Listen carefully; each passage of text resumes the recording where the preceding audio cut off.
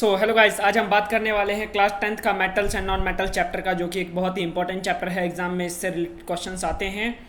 Science फटाफट की series का ये जो है आपका थर्ड लेक्चर है, जिसमें हमने थर्ड चैप्टर्स कर रहे हैं मेटल्स एंड नॉन मेटल्स। इसको हम जानेंगे डिटेल में। लगे रहिएगा।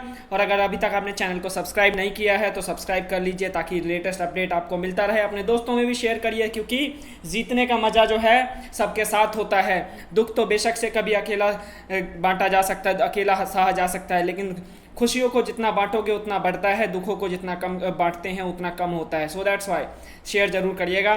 तो देखिए, मेटल्स एंड नॉन मेटल जो है हमारे पास क्या है। हम ये जानते हैं, क्लास 9th में आपने पढ़ा था, टोटल जो है हमारे पास 118 एलिमेंट्स होते हैं। पीरियोडिक टेबल में 118 एलिमेंट्स हैं। 118 एलिमेंट्स में तीनों एलिमेंट्स को हमने टोटल 3 ग्रुप्स में डिवाइड किया है। एक हमने मेटल्स में डिवाइड किया है, एक नॉन मेटल्स, और इसके अलावा एक होता है मेटलॉइड्स। देखिए, बेसिकली मेटल्स क्या होता है। मेटल्स आपका वो सब्सटेंस होता है जो कि गुड कंडक्टर ऑफ इलेक्ट्रिसिटी और गुड कंडक्टर ऑफ हीट होता है। इसके अलावा उसकी कुछ बेसिक प्रॉपर्टीज और होती है कि अगर उसको हम पटकेंगे तो उसके ऊपर साउंड प्रोड्यूस हो, खींचने पे तार में ट्रांसफॉर्म हो जाए, हैमरिंग पे वो शीट में ट्रांसफॉर्म हो जाए, तो उसको हम मेटल बोलते हैं। इसके अलावा नॉन मेटल्स क्या होता है, ऐसा सब्सटेंस जिसके जो बैड कंडक्टर ऑफ हीट और इलेक्ट्रिसिटी हो, उसको बोलते हैं नॉन मेटल्स। और इसके अलावा जो है आपका नॉन मेटल्स जो है bad conductor of heat and electricity होगा, सोनरस नहीं होगा, साउंड प्रोड्यूस होगा लेकिन इतना ज़्यादा नहीं होगा, चमक भी उसमें थोड़ी कम होगी मेटल्स के रिस्पेक्ट में। नेचुरली उसमें चमक नहीं होगी, लेकिन बोलोगे आयोडीन में तो चमक होता है।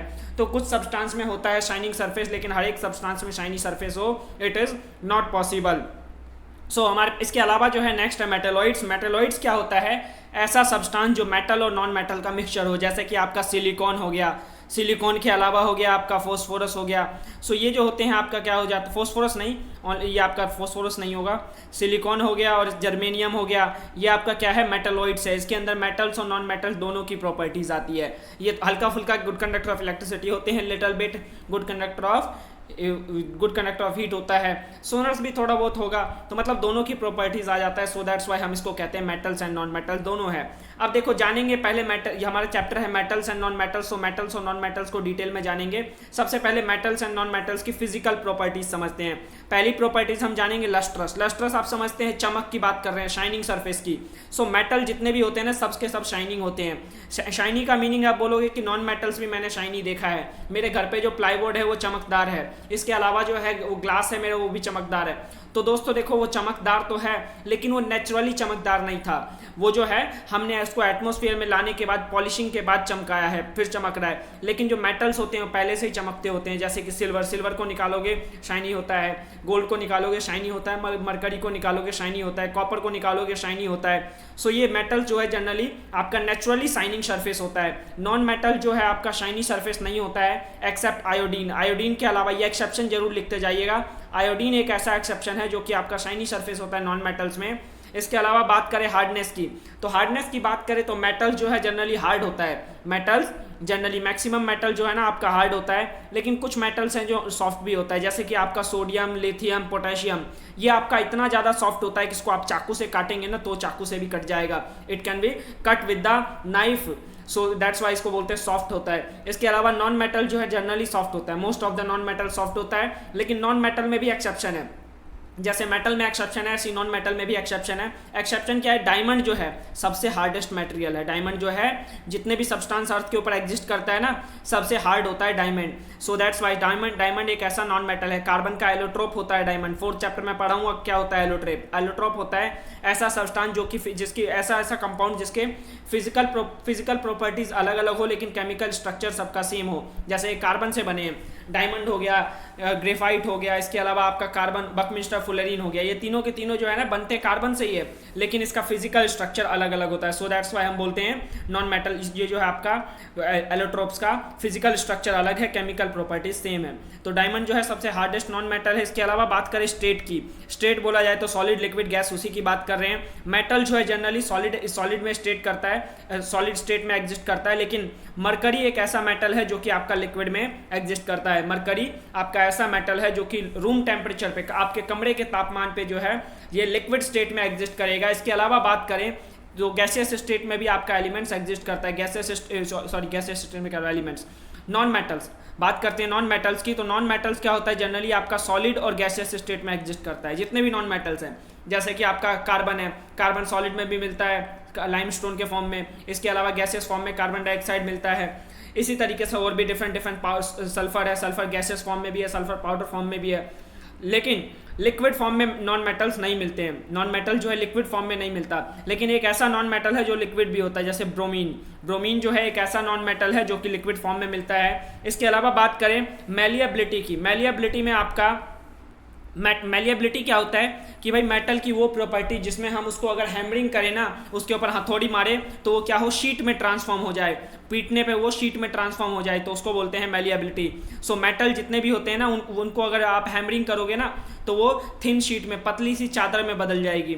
सो गोल्ड और सिल्वर है ना सबसे ज़्यादा मैलिएबल होता है। गोल्ड और सिल्वर को जितना मर्जी पीट लो, इसलिए गोल्ड और सिल्वर को ज्वेलरी बनाने में के लिए यूज़ किया जाता है, क्योंकि ज्वेलरी जो है छोटे छोटे उसमें छोटे छोटे पीसेज में ब्रेक डाउन करना होता है। सो ये गोल्ड और सिल्वर जो है मैलिएबल होने के कारण वो ब्रेक डाउन करना आसान होता है। इसी तरीके से नॉन मेटल जो है ना आपका इतना ज़्यादा मैलिएबल नहीं होता है। एग्जाम्पल के लिए चौक है, चौक को पीट के देखो, चौक को जैसे ही पीटोगे वो ब्रेक डाउन हो जाएगा। सो ये जो है आपका मैलिएबल नहीं है। इसके अलावा नेक्स्ट प्रॉपर्टीज होता है आपका डक्टाइल। डक्टाइल का मीनिंग क्या होता है कि भाई ऐसे है वो प्रॉपर्टीज जिससे कि उसको अगर हम स्ट्रेच करें ना, किसी भी सब्सटेंस को स्ट्रेच करें तो वायर में ट्रांसफॉर्म हो जाए। सो मेटल जो है ना उसको वायर में ट्रांसफॉर्म कर सकते हैं। मेटल के पास कैपेबिलिटी है कि अगर आप मेटल को खींचोगे तो वायर में ट्रांसफॉर्म हो जाएगा, लेकिन अगर नॉन मेटल को खींचोगे ना तो वो वायर में ट्रांसफॉर्म नहीं होगा। नॉन मेटल डक्टाइल नहीं होता है, नॉन मेटल डक्टाइल नहीं होता। लेकिन कुछ लोगों का कहना होगा प्लास्टिक को खींचने पे खींच जाता है। भाई प्लास्टिक को खींचने पे खींच जाता है, लेकिन कितना खींचता है, एक लिमिट तक खींचता है। लेकिन वायर जो है 1 ग्राम सोने को अगर आप चाहो तो 1 ग्राम सोने को 2 किलोमीटर लंबी वायर में ट्रांसफॉर्म कर सकते हो। क्या कोई नॉन मेटल इतनी प्रॉपर्टी शो करता है? नहीं करता है। इसके अलावा बात करें गुड कंडक्टर ऑफ हीट और इलेक्ट्रिसिटी।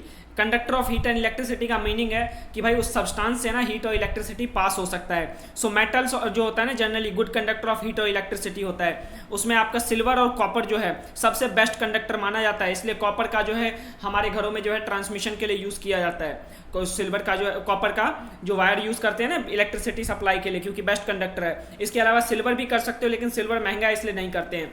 इसके अलावा कुछ मेटल्स भी हैं जो पुअर कंडक्टर ऑफ हीट होते हैं, जैसे लेड है, मरकरी है, ये जो है पुअर कंडक्टर ऑफ हीट है। इसमें से इसको जितना मर्जी गर्म कर लो कुछ फर्क नहीं पड़ेगा।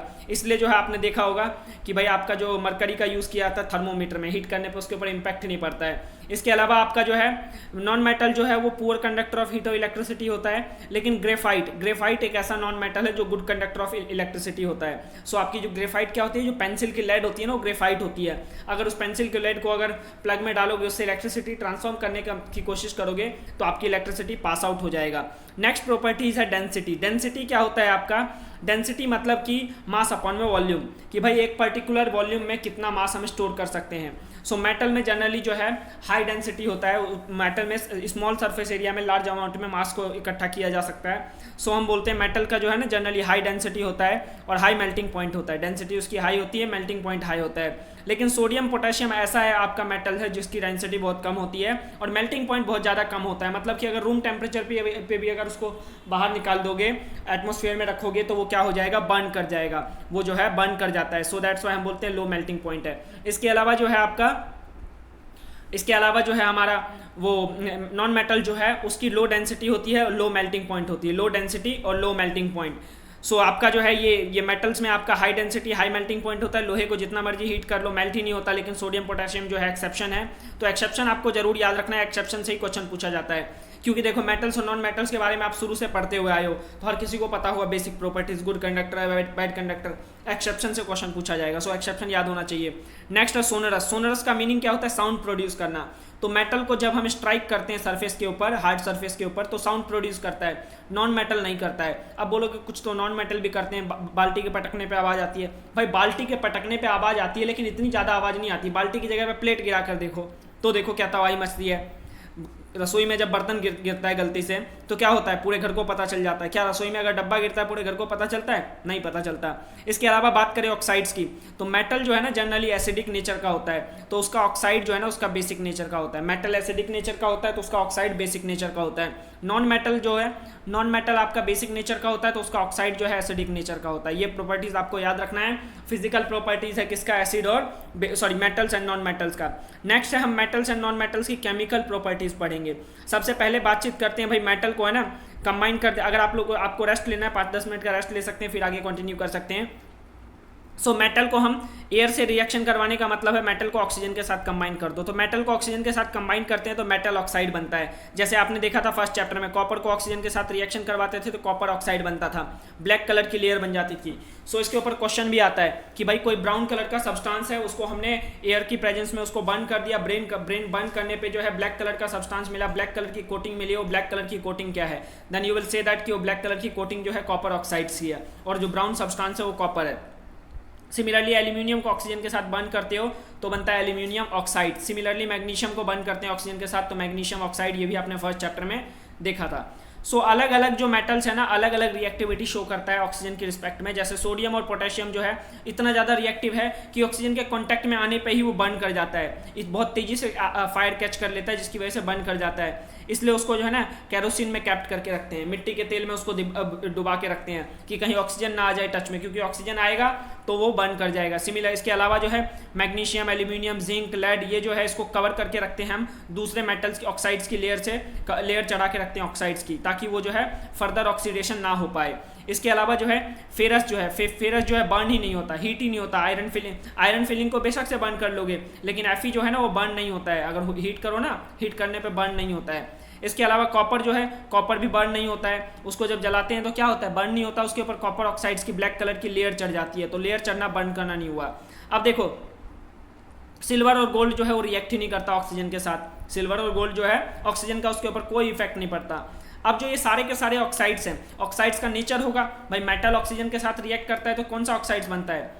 बेसिक ऑक्साइड्स बनेगा। मेटेलिक ऑक्साइड्स को क्या बोलेंगे? बेसिक, क्योंकि मेटल जो था एसिडिक था तो उसका ऑक्साइड जो है बेसिक नेचर का होगा। ऊपर भी हमने प्रॉपर्टीज में पढ़ा था, यहाँ पे हमने प्रॉपर्टीज में भी जाना कि मेटल का ऑक्साइड बेसिक नेचर का है। लेकिन कुछ मेटल के ऑक्साइड जो है ना वो एसिडिक और बेसिक दोनों होते हैं। सो ऐसा मेटल का ऑक्साइड जो एसिडिक और बेसिक दोनों प्रॉपर्टी शो करते हैं उसको बोलते हैं एम्फोटेरिक ऑक्साइड है। क्वेश्चन पूछा जाता है, बहुत इंपॉर्टेंट है, याद कर लेना एम्फोटेरिक ऑक्साइड्स। सो आपसे पूछा जाए कि भाई एम्फोटेरिक ऑक्साइड्स क्या होता है, then you will say that the metal oxide which react with both acid and base to produce the salt and water is called amphoteric oxide. So आपका मेटल ऑक्साइड, वो मेटल ऑक्साइड्स जो कि acid और base दोनों के साथ react करे और सॉल्ट और वाटर प्रोड्यूस करे उसको हम बोलेंगे एम्फोटेरिक ऑक्साइड्स। सो सिंपल भाषा में ये कह सकते हैं वो ऑक्साइड जो एसिडिक और बेसिक दोनों बिहेवियर शो करे उसको हम बोलते हैं एम्फोटेरिक ऑक्साइड। एग्जाम्पल के लिए एल्यूमिनियम आपका एम्फोटेरिक ऑक्साइड्स होता है। तो देखो एल्यूमिनियम को हमने HCl में डाला तो एल्यूमिनियम को HCl में डालने पे क्या हुआ, AlCl3 एल्यूमिनियम क्लोराइड बना और साथ में H2O बना। तो एल्यूमिनियम क्लोराइड सॉल्ट है और H2O पानी है।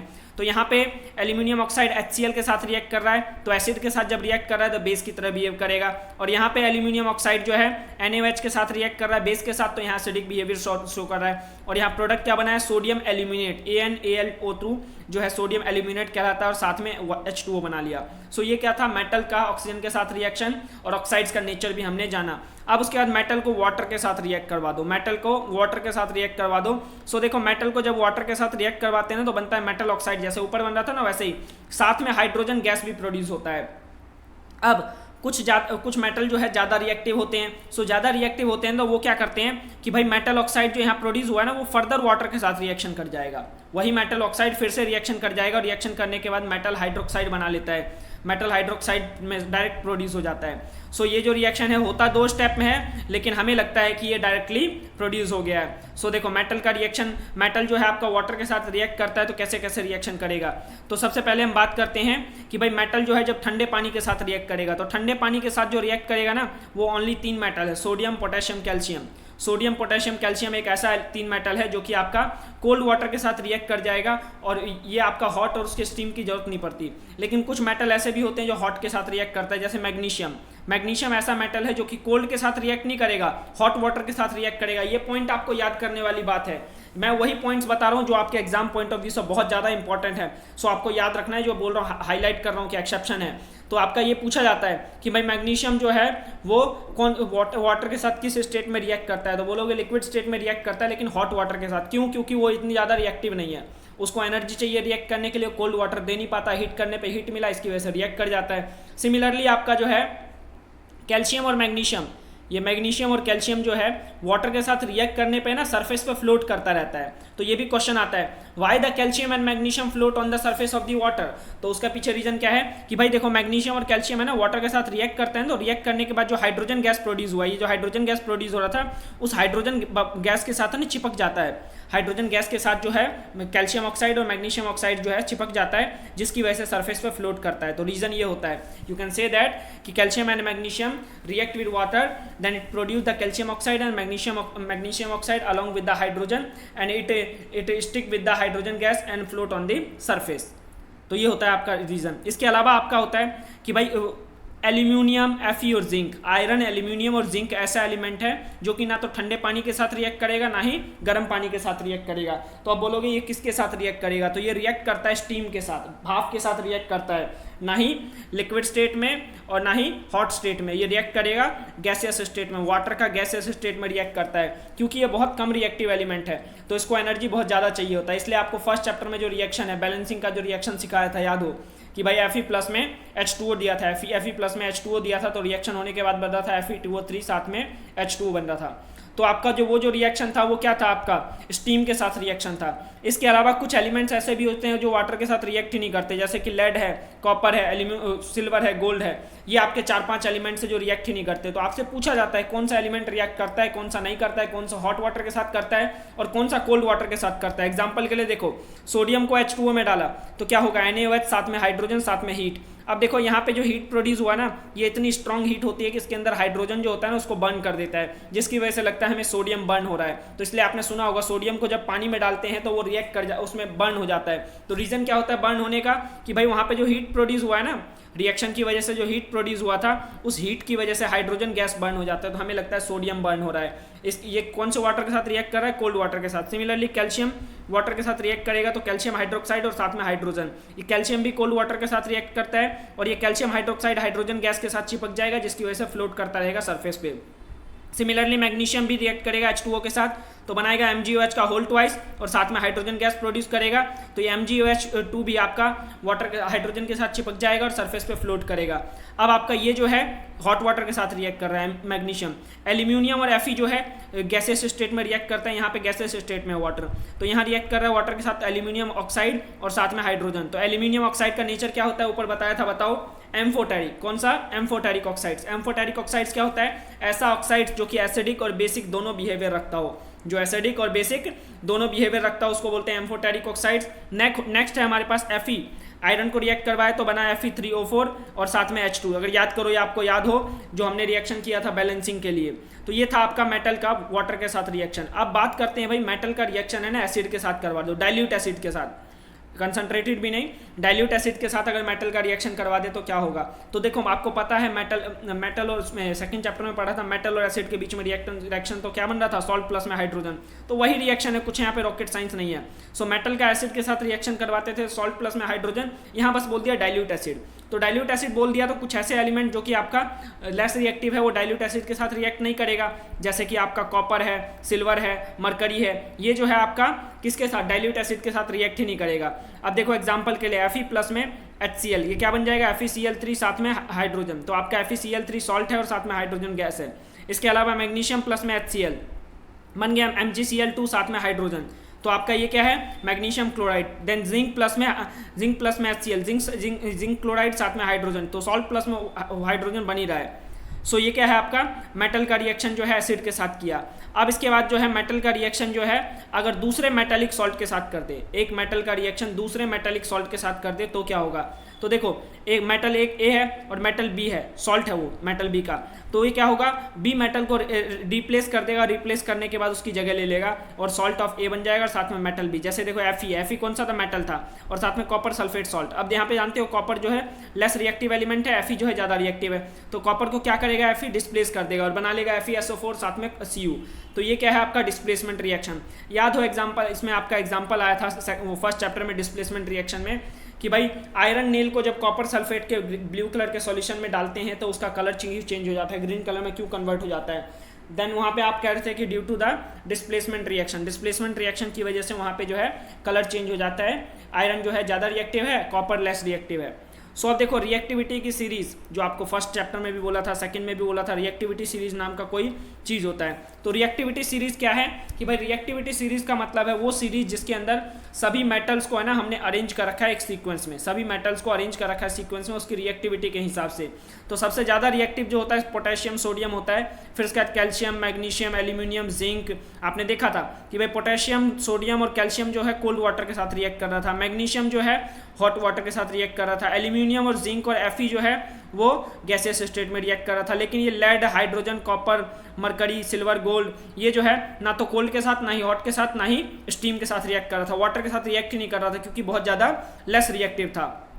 सो आपका ये जो है आपका मोर रिएक्टिव एलिमेंट्स हैं। इसके अलावा जो है धीरे धीरे नीचे जैसे जैसे आएंगे उसकी रिएक्टिविटी घटती चली जाएगी।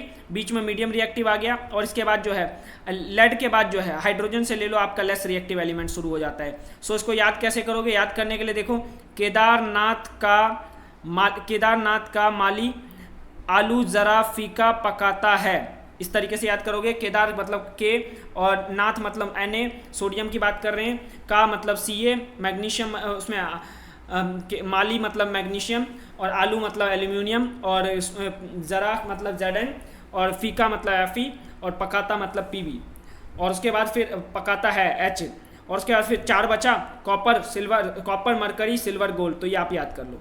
तो आपका ये रिएक्टिविटी सीरीज याद करने की ज़रूरत है। इसी के बेसिस पे आप रिएक्ट करवाते हो, डिस्प्लेसमेंट रिएक्शन या कोई भी रिएक्शन इसी के बेसिस पे होगा।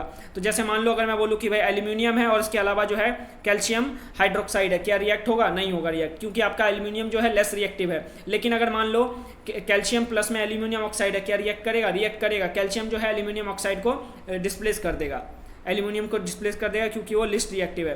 तो छोटे वाले को बड़े वाला हटा सकता है, बड़े वाले को छोटा वाला नहीं हटा सकता, ये आपको याद रखना है।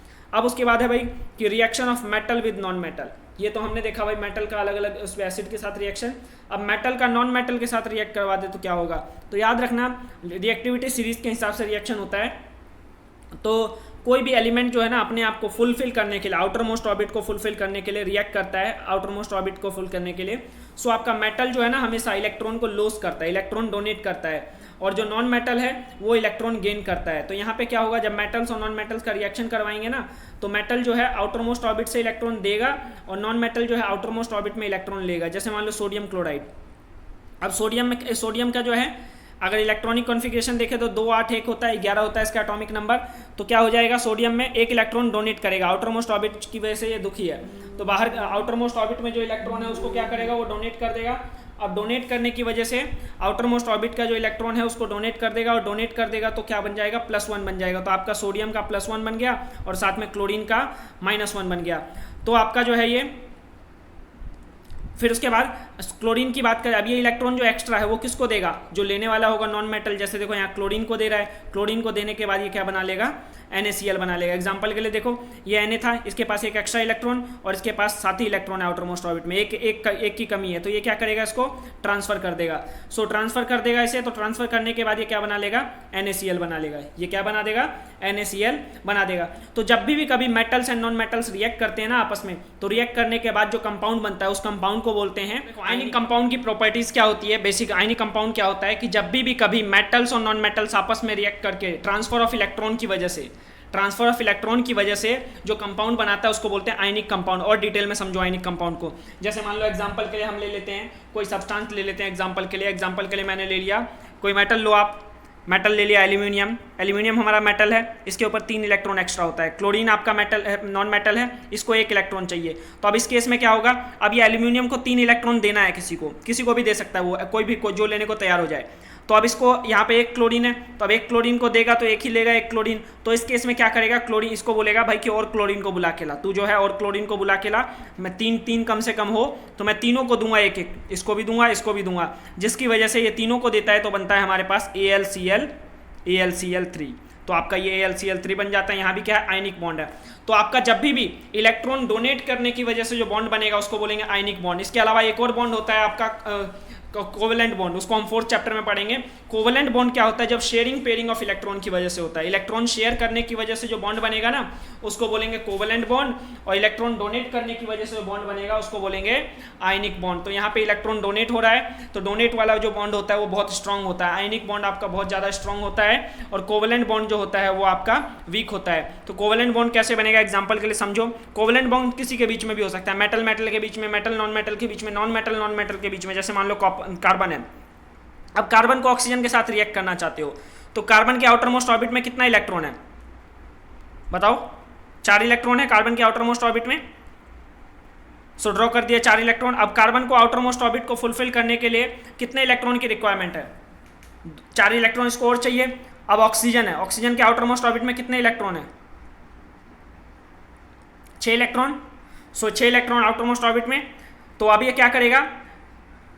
इसको 2 इलेक्ट्रॉन की शेयरिंग करेगा। यहाँ जो है ना ऑक्सीजन, ये कार्बन जो है ना 2 इलेक्ट्रॉन की शेयरिंग करेगा। तो मैं ये 2 इलेक्ट्रॉन यहाँ फिर से ड्रॉ कर रहा हूँ। मैं इसको फिर से मैं ड्रॉ कर देता हूँ। कार्बन को हाइड्रोजन के साथ करके दिखाता हूँ, आपको अच्छे समझ में आएगा। तो कार्बन के पास 4 इलेक्ट्रॉन। अब देखो, अब कार्बन 4 इलेक्ट्रॉन क्या करेगा? शेयर कर सकते हैं, इसको 4 ही चाहिए। और तो ये क्या करेगा? अगर हाइड्रोजन के साथ रिएक्ट करना चाहता है तो हाइड्रोजन को क्या बोलेगा कि भाई अकेले के साथ नहीं करूंगा क्योंकि मुझे 4 चाहिए। तो तू क्या कर, अपने जैसे 4 को बुला के ला। तो हाइड्रोजन क्या करेगा? अपने जैसे 4 को बुला के लाएगा और अपने अपने इलेक्ट्रॉन रख देगा। ऐसे जिस तरीके से देख रहे हो, अपने अपने इलेक्ट्रॉन यहाँ सामने रख देगा, और फिर उसके बाद जिसको जो इलेक्ट्रॉन चाहिए लेता रहे। हाइड्रोजन को 2 इलेक्ट्रॉन चाहिए आउटर मोस्ट ऑर्बिट में, तो हाइड्रोजन 2 इलेक्ट्रॉन की शेयरिंग करेगा। इसके अलावा कार्बन को 4 चाहिए तो 4 की शेयरिंग करेगा। जिसको जितनी की रिक्वायरमेंट हो उतनी शेयरिंग करेगा।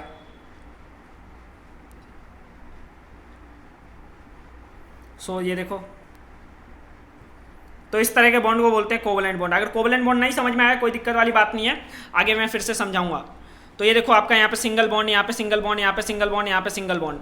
तो आपका यहाँ जो है ना बॉन्ड बना है, सिंगल बॉन्ड बना है, तो इसको बोलेंगे शेयरिंग पेयरिंग बॉन्ड है, इसलिए बोलेंगे कोवेलेंट बॉन्ड। लेकिन यहाँ जो बना है हमारे पास Na और Cl के बीच में, ये जो है कोवेलेंट बॉन्ड है, सॉरी आयनिक बॉन्ड है, क्योंकि इलेक्ट्रॉन डोनेट करने की वजह से बना है। अब देखो आयनिक कंपाउंड की ना कुछ प्रॉपर्टीज होती है, फिजिकल प्रॉपर्टीज। आपकी फिजिकल प्रॉपर्टीज, सबसे पहले फिजिकल प्रॉपर्टीज की बात करें तो ये हार्ड होता है आपका, जो ये जनरली हार्ड होता है और ब्रिटल होता है। हार्ड और ब्रिटल होता है। ब्रिटल मतलब क्या होता है कि भाई हल्का सा फोर्स लगाया टूट जाए, हल्का सा फोर्स लगाने पे टूट जाए। तो आपने देखा होगा कि भाई आपके जो मेटल्स होते हैं, जो चॉक होता है, चॉक की पीस को तुरंत ब्रेक डाउन करते हो, हल्का सा ट्विस्ट करते हो टूट जाता है ना, क्यों? क्योंकि वो ब्रिटल है। हार्ड तो है लेकिन ब्रिटल है, सॉलिड भी है लेकिन मेटल की तरह स्ट्रॉन्ग नहीं है इतना ज़्यादा। अब उसके बाद है नॉन मेल्टिंग पॉइंट और बॉइलिंग पॉइंट। आपका जो है ना ये जो आयनिक कंपाउंड होता है उसका मेल्टिंग पॉइंट और बॉइलिंग पॉइंट बहुत ज़्यादा हाई होता है। जैसे सॉल्ट है, सॉल्ट को गर्म करके देखना, जितना मर्जी गर्म करते रहो वो पिघलेगा ही नहीं। उसको जो है लगभग मतलब आपको जो है 1600 डिग्री सेल्सियस तक हीट करना होता है, तब जाकर वो मेल्ट होता है। सॉलिबिलिटी की बात करें कि भाई किस में सॉल्युबल होगा, तो वाटर में तो सॉल्युबल होता है आपका, जो ये आयनिक कंपाउंड है वाटर में सॉल्युबल होता है, लेकिन केरोसिन, पेट्रोल मतलब ऑर्गेनिक सॉल्वेंट में सॉल्युबल नहीं है। कंडक्टिविटी की बात करें, इलेक्ट्रिसिटी की, तो आपका जो ये जो है ना लिक्विड स्टेट में जब रहेगा तो इलेक्ट्रिसिटी का गुड कंडक्टर है, लेकिन बाकी बात सॉलिड स्टेट में, गैसेस स्टेट में रहेगा तो ये जो है बैड कंडक्टर है। क्यों? क्योंकि जब लिक्विड स्टेट में रहता है तो आयन फ्री आयंस होते हैं, जैसे NaCl है। अब नमक क्या है आपका? आयनिक कंपाउंड है, इसको जब वाटर में डिसॉल्व कर देते हैं तो बनता है Na+ और Cl नेगेटिव। तो जब ये आयनिक स्टेट में आता है तो ये आपका जो है इलेक्ट्रिसिटी कंडक्ट करता है, बट बाकी बात स्टेट में नहीं करता है। Is it clear? सो ये था आपका आयनिक कंपाउंड के बारे में। अब उसके बाद होता है occurrence of metal. Occurrence of metal क्या होता है कि भाई मेटल जो है किस फॉर्म में एग्जिस्ट करता है। तो देखो आपको पता है मेटल जो है धरती के अंदर से हमें मिलता है, मेटल जो हमें अर्थ के अंदर से मिलता है। तो अर्थ में जो मेटल्स है ना मिनरल्स के फॉर्म में होते हैं। सो मिनरल्स क्या होता है? मिनरल्स जो होता है आपका जो भी एलिमेंट्स और कंपाउंड्स हैं ना जो नेचुरली एग्जिस्ट करता है अर्थ के क्रस्ट में, उसको बोलते हैं मिनरल्स। अर्थ के मिट्टी के नीचे मेटल जो है नेचुरल फॉर्म में जो एग्जिस्ट करता है, उस नेचुरल फॉर्म में एग्जिस्टेंस को हम क्या बोल देंगे? मिनरल्स बोल देंगे। अब मिनरल्स भी अलग अलग तरह के होते हैं। मिनरल्स में मान लो अब 4 मिनरल्स है आपके पास, एक ये। सो अब इसमें मान लो ये जो है ना एल्यूमिनियम, इसके अंदर एल्यूमिनियम का कंसंट्रेशन ज़्यादा है, इसके अंदर आयरन का कंसंट्रेशन ज़्यादा है, इसके अंदर जो है मैग्नीशियम का कंसंट्रेशन ज़्यादा है, इसके अंदर सोडियम का कंसंट्रेशन ज़्यादा है। तो इस क्या हो गया आपका जो है एक पर्टिकुलर टाइप्स के मिनरल्स में अलग अलग एलिमेंट्स के कंसंट्रेशन ज़्यादा है। तो जब एक पर्टिकुलर टाइप्स के एलिमेंट मिनरल्स की पर्टिकुलर टाइप्स के मेटल्स की कंसंट्रेशन अगर बढ़ जाए तो उसको हम बोलते हैं ओर्स। तो उसको क्या बोलेंगे? ओर्स। मतलब कि उसके अंदर ना high percentage of particular types of metal है। जैसे इसके अंदर एल्यूमिनियम का कंसंट्रेशन ज़्यादा है तो हम क्या बोलेंगे? ये एल्यूमिनियम का ओर है। मिनरल्स तो है लेकिन ये एल्यूमिनियम का ओर है, ये आयरन का ओर है, ये मैग्नीशियम का ओर है, ये सोडियम का ओर है। सो आप क्या कह सकते हो कि भाई ओर क्या होता है कि भाई इस तरह वो मिनरल जिसके अंदर एक पर्टिकुलर टाइप्स का जो मेटल्स की कंसंट्रेशन है ना बहुत ज़्यादा हो और उसको प्रॉफिटेबली निकाला जा सके, याद रहे प्रॉफिटेबली सस्ते तरीके से निकाला जा सके, उसको बोलेंगे ओर्स। और ओर जो है अलग अलग तरह के होते हैं, अलग अलग मेटल्स के अलग अलग ओर होते हैं, आगे हम डिटेल में जानेंगे।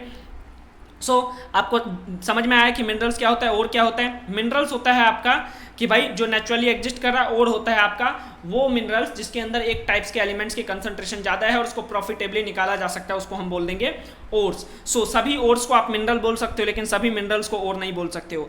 अब जो मेटल एग्जिस्ट करता है ना मिनरल्स के फॉर्म में, जो हाई रिएक्टिव है वो फ्री स्टेट में नहीं मिलेगा, वो कंबाइंड फॉर्म में मिलेगा। जैसे पोटेशियम है, सोडियम है, कैल्शियम है, मैग्नीशियम, एल्यूमिनियम है, ये किसी ना किसी के साथ कंबाइंड फॉर्म में मिलेगा। जो मॉडरेट रिएक्टिव है, मीडियम रिएक्टिव एलिमेंट जो था वो आपका जो है ओर तो ओर में मिलेगा, लेकिन सल्फाइड और ऑक्साइड्स के फॉर्म में, कार्बोनेट और ओर के फॉर्म में। इसको निकालने के लिए क्या करते हैं, रिड्यूस करते हैं, रिडक्शन प्रोसेस का यूज करते हैं और कार्बन के साथ रिडक्शन प्रोसेस करते हैं। जो हाई रिएक्टिव है उसके अंदर इलेक्ट्रोलाइसिस कर देते हैं, इलेक्ट्रिसिटी पास करते हैं, उसको लिक्विड स्टेट में लाकर उससे अलग हो जाता है। जो लेस रिएक्टिव है उसको कुछ नहीं करना होता, वो फ्री स्टेट में मिलता है। जैसे सिल्वर गोल्ड है, सिल्वर गोल्ड जो है नेचर में फ्री स्टेट में मिलता है, इसको हमें निकालने की जरूरत नहीं है। ये जो है आपका मेटल्स और नॉन मेटल्स के बारे में बताने की कोशिश किया पूरी डिटेल में। अब जो ये एक्सट्रैक्शन ऑफ मेटल का कॉन्सेप्ट है इस साल जो है आपके सिलेबस से डिलीट हो चुका है, आपको इस बार जो है पढ़ने की जरूरत नहीं है। नेक्स्ट ईयर जो ये आएगा तो नेक्स्ट ईयर जो है इसको मैं फिर से करवा दूंगा। उम्मीद करता हूँ आपको ये समझ में आया होगा। तो आज के लिए इतना ही रखते हैं, बाकी बातचीत जो है इसके क्वेश्चंस लगा लीजिएगा और नेक्स्ट लेक्चर में जो है मैं इसका क्वेश्चंस लेकर आऊंगा। तो आज के लिए इतना ही, फिर मिलेंगे अगली सभा में, तब तक के लिए दुआओं में याद रखिएगा। Good bye, take care.